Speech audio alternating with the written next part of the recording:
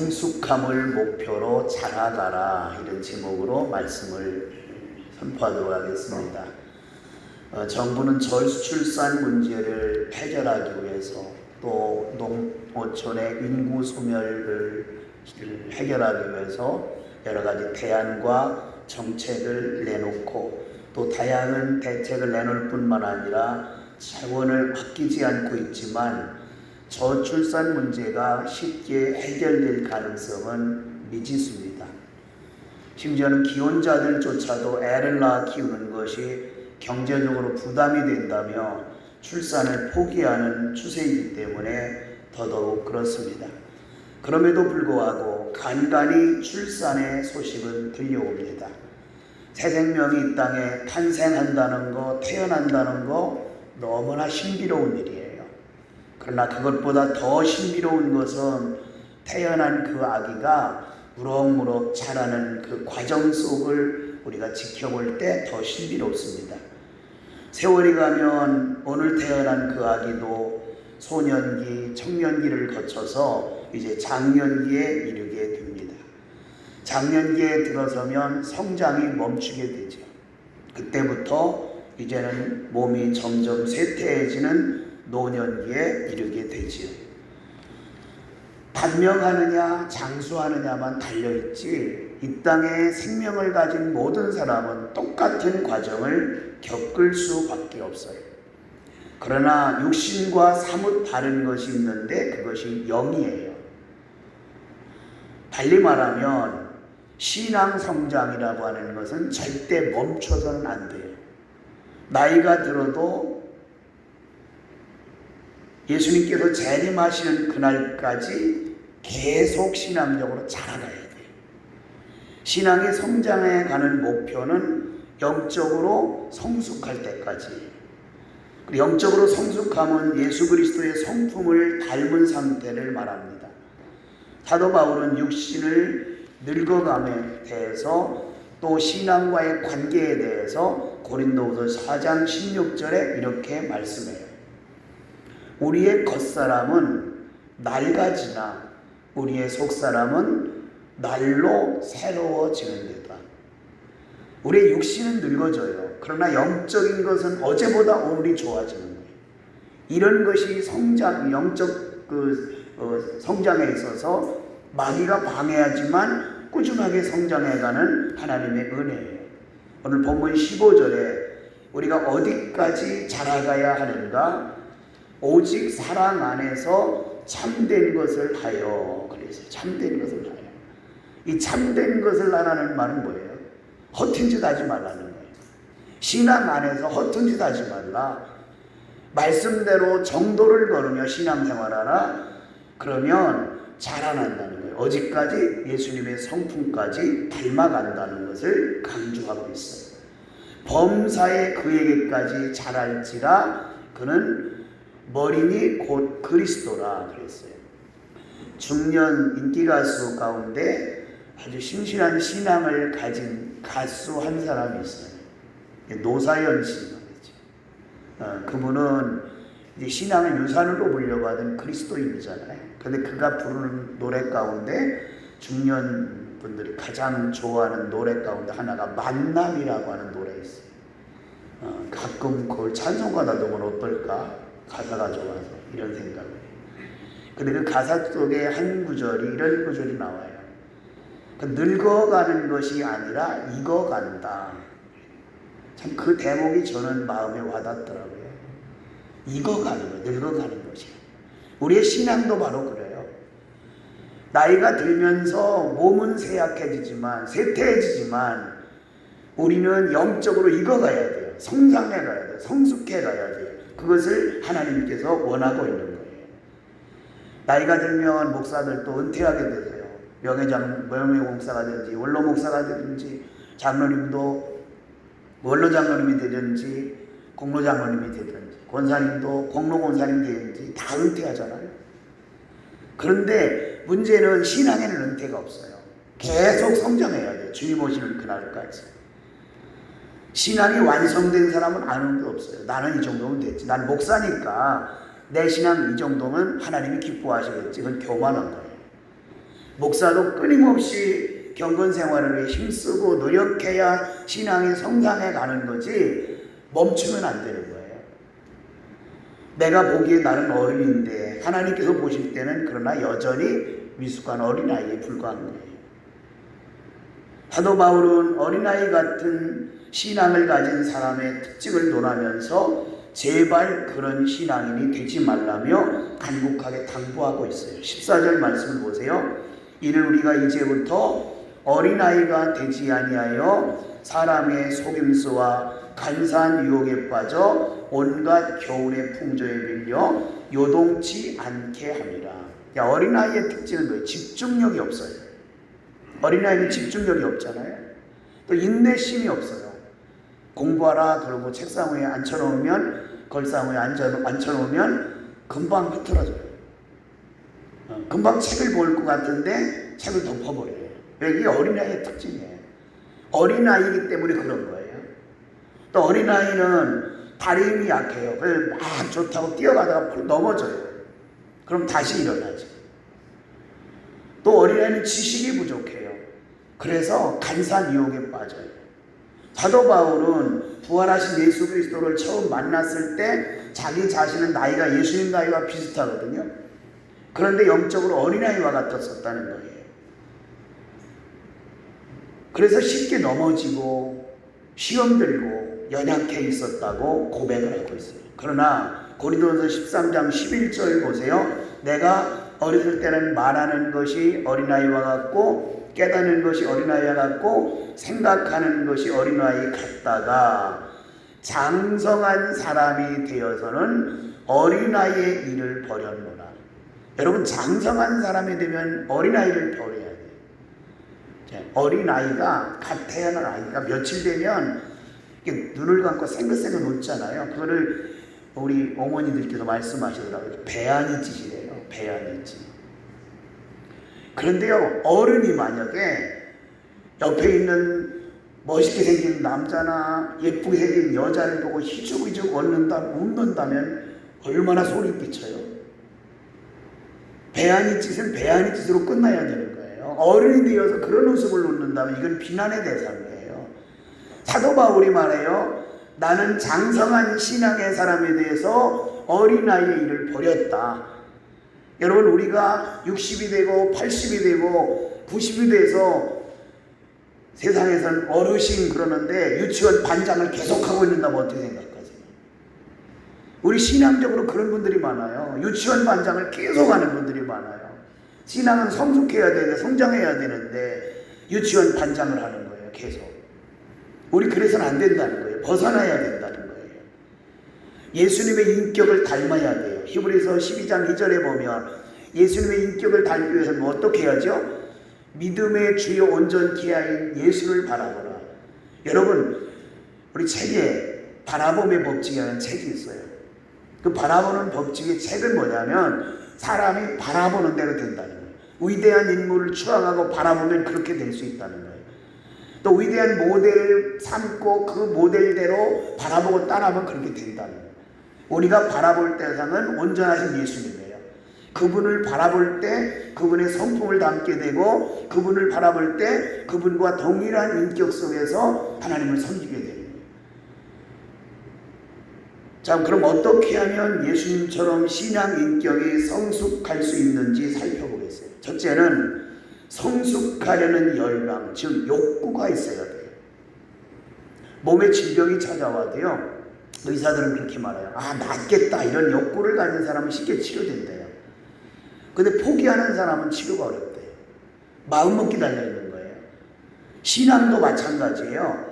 신앙이 성장하려면 가만히 있으면 안 돼요. 기도하려는 욕구가 있어야 되고 성경 읽으려는 욕구가 있어야 되고 예배 열심히 하려는 욕구가 있어야 되고 헌신하려는 욕구가 있어야 되고 이런 욕구가 우리에게 계속 있을 때 신앙이 성장할 수 있는 거예요.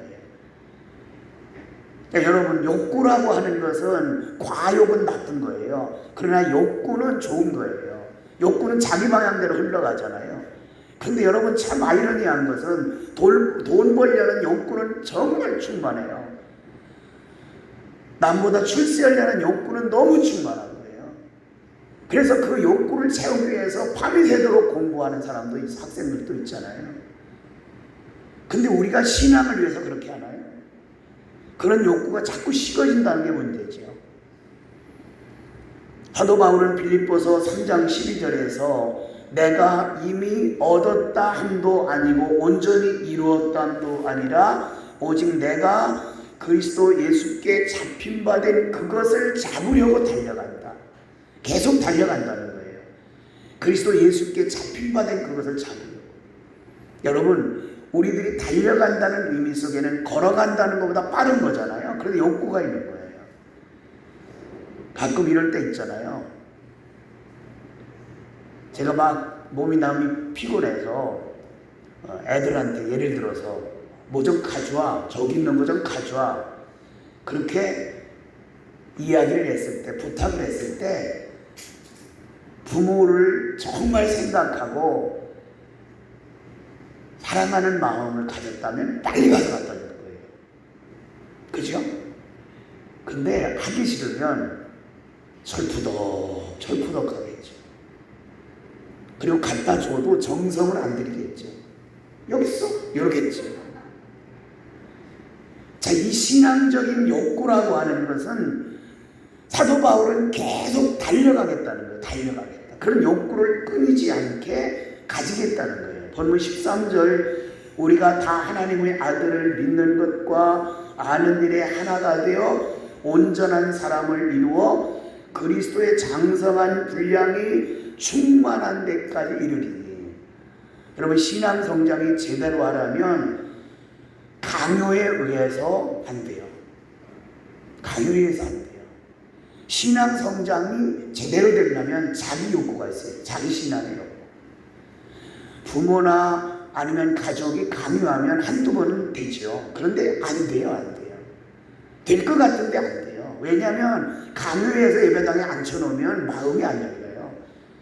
본인이 예배를 사모하는 욕구, 열정이 있어야 되고 은혜 받고자 하는 열정이 있어야 은혜가 임하고 하나님의 축복하심이 임하는 거지 억지를 안 되는 거예요.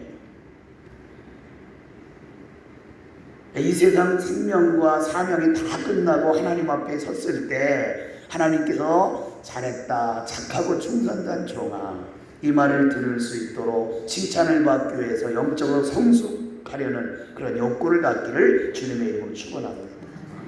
두 번째는 훈련을 멈추지 않아야 돼요. 본문 11절 보세요.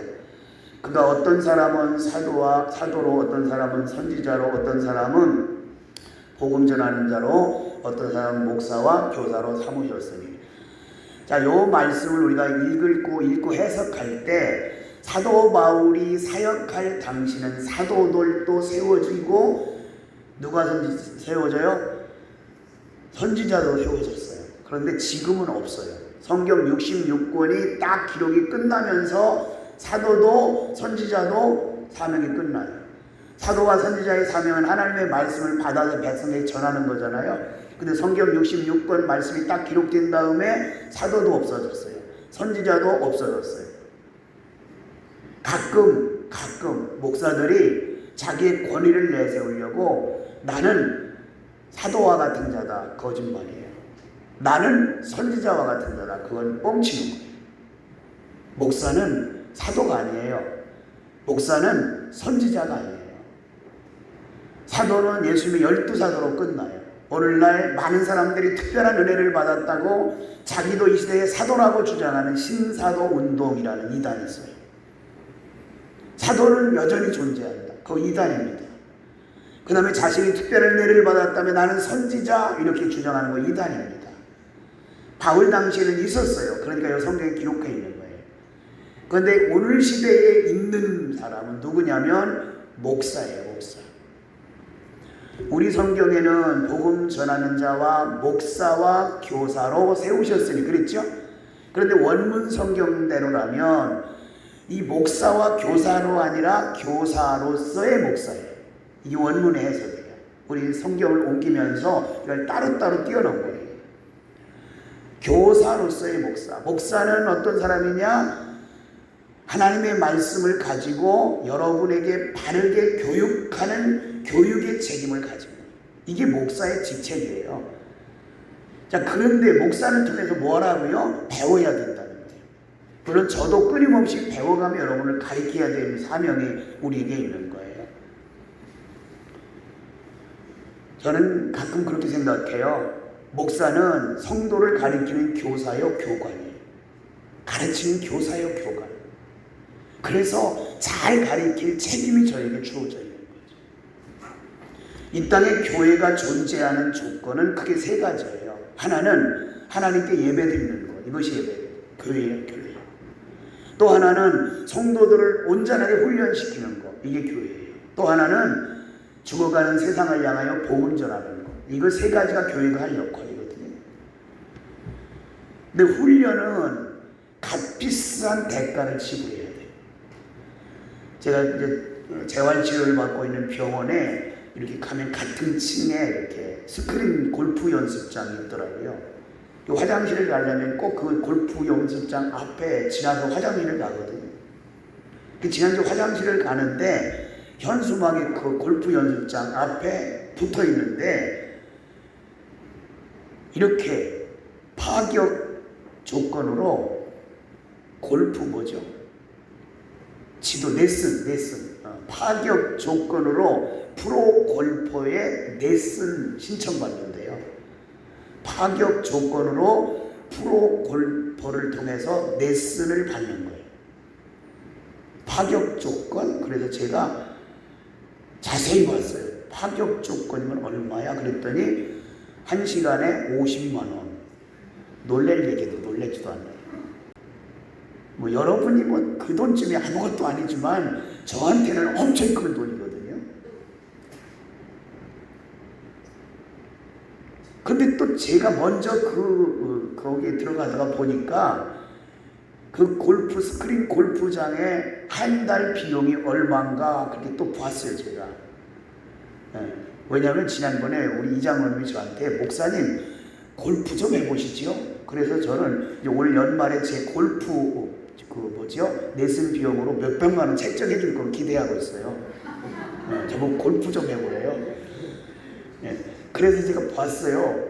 골프가 얼마나 하나? 그랬더니 그 여의도 중심가에서 스크린 골프 3개월 20만 원. 별로 안 비싸대요. 3개월에 20만 원이라 그걸 사용하는데. 근데 1시간 프로골퍼에 레슨 받는데 얼마요? 50만 원.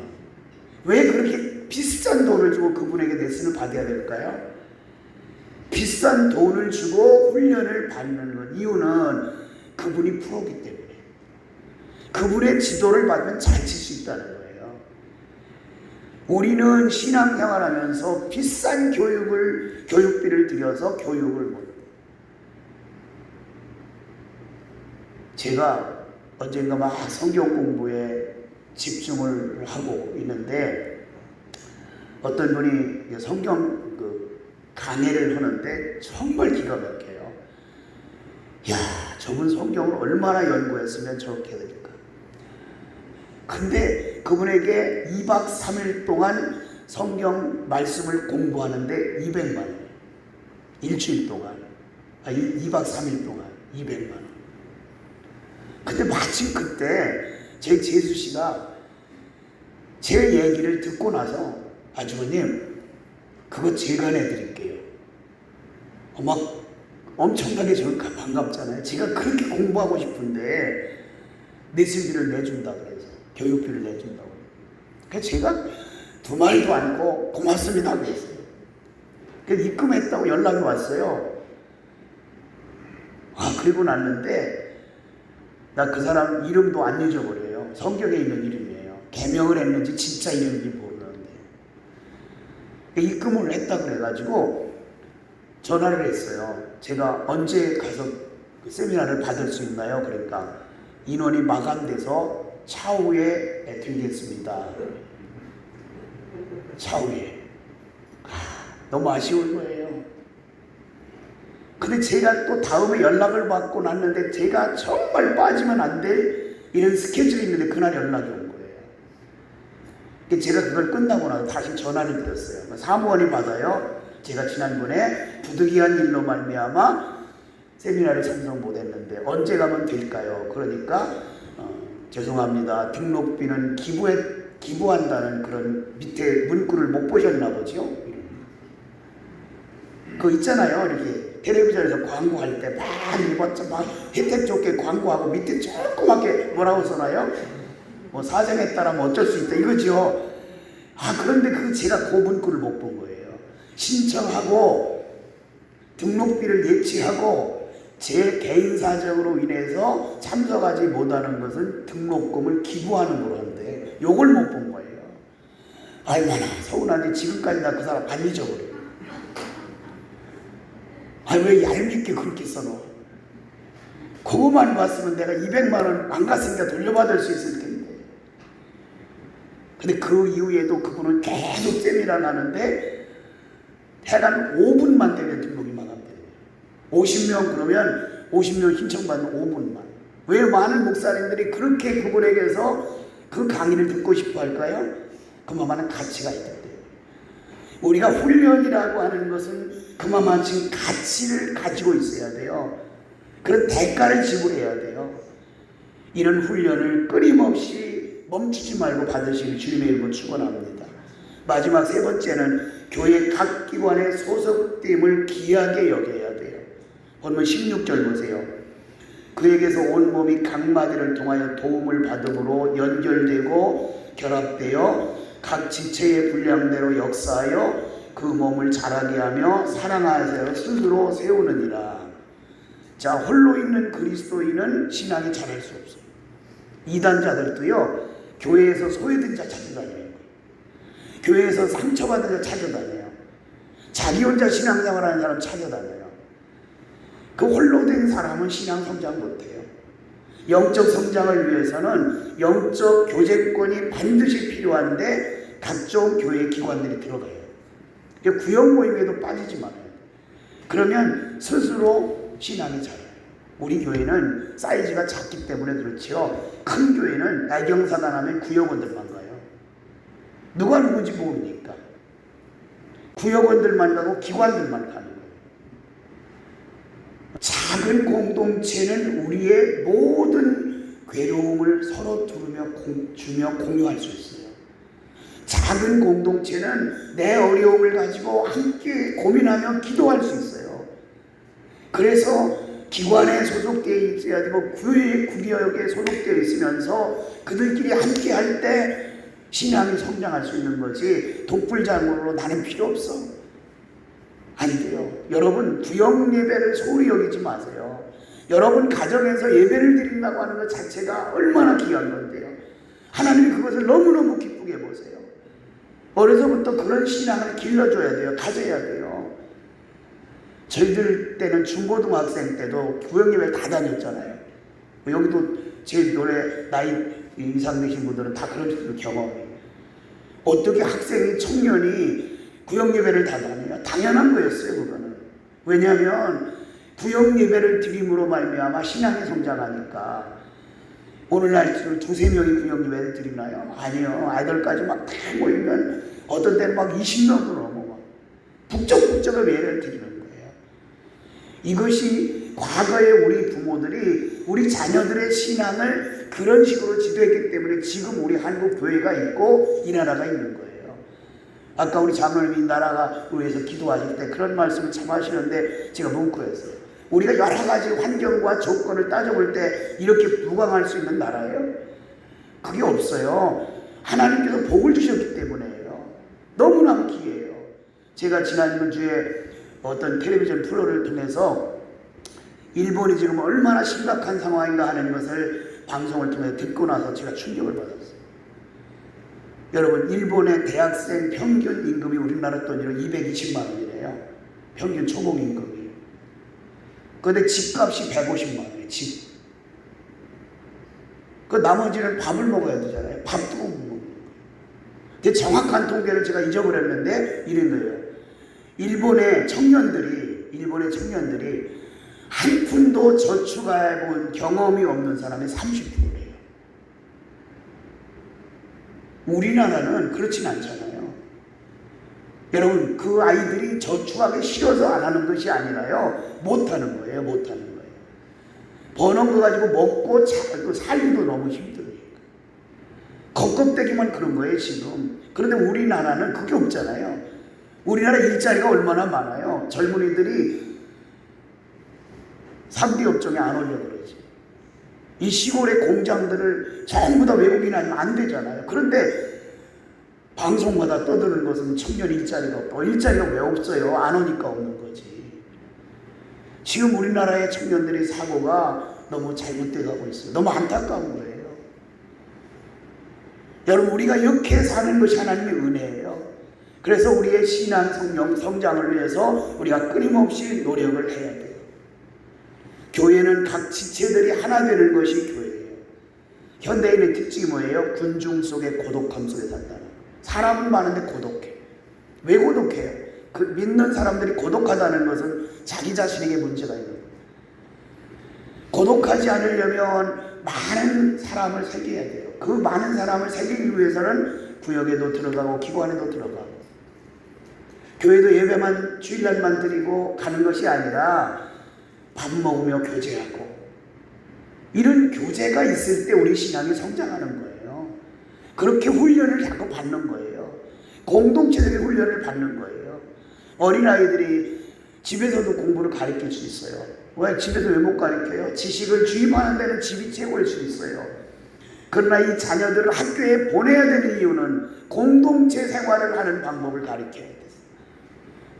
공동체 생활을 하지 못하는 것은 참 문제예요. 이게. 교회 안에서도 마찬가지예요. 나 혼자만 있으면 정말 성자야. 나 혼자만 있으면. 저도 생각하거든요. 나 혼자만 있으면 저같이 착한 사람 없어요. 얼마나 제가 여러분 볼 때도 인자하게 안 생겼어요? 근데 우리 집은 저를 식구들은 뭐라고 얘기하면 버러. 이게 제 별명이에요. 버랑 성질을 낸대요 제가. 화를 너무 잘 내는 거예요 어떤 때는. 그러니까 나 혼자는 좋은데 공동체 생활할 때는 버럭 때문에 제가 문제가 있는 거예요. 우리들이 공동체 생활을 잘한다는 것은 하나님의 은혜를 받아야 가능해요. 그래서 끊임없이 훈련을 해야 돼요. 나와 다른 사람은 다른 거지 틀린 게 아니에요. 따라합시다. 다른 사람은 다른 거지 틀린 게 아니다. 우리는 흔히 쓰는 말 틀려서 그런 말이잖아요. 틀린 게 아니에요. 다른 거예요. 그게. 우리 집 애가 아들이요. 누구하고 식구들은 별로 의식을 하는데 밥을 먹으려면 이 아이가 앉는 자리를 상당히 고려해요. 왜냐하면 바보 같아 쟤는. 우리는 오른손으로 밥을 먹는데 왼손으로 먹어. 틀린 거예요? 다른 거예요? 다른 거예요. 다른 거지 틀린 게 아니에요. 저희들 때만 해도 오른손으로 글씨 쓰고 오른손으로 먹어야 정상이었어요. 그래서 왼손으로 애들 딱 이렇게 잘할 때 보면 대부분 왼손으로 잡잖아요. 먼저 그거 연필을 뺏어다가 오른손에 잡혀가지고 엄마가 또 여기까지 붙들고 이렇게 써가지고 오른손잡이 만들라고. 근데 오늘은 난 안 그러잖아요. 놔둬요. 그러니까 왼손도 잘 쓰고 오른손도 잘 써요. 제가 아는 지인이 히브리 대학에 유학을 갔어요. 지금 이제 성결대학 교수하다가 은퇴하셨는데 이분이 왼손잡이인 거예요.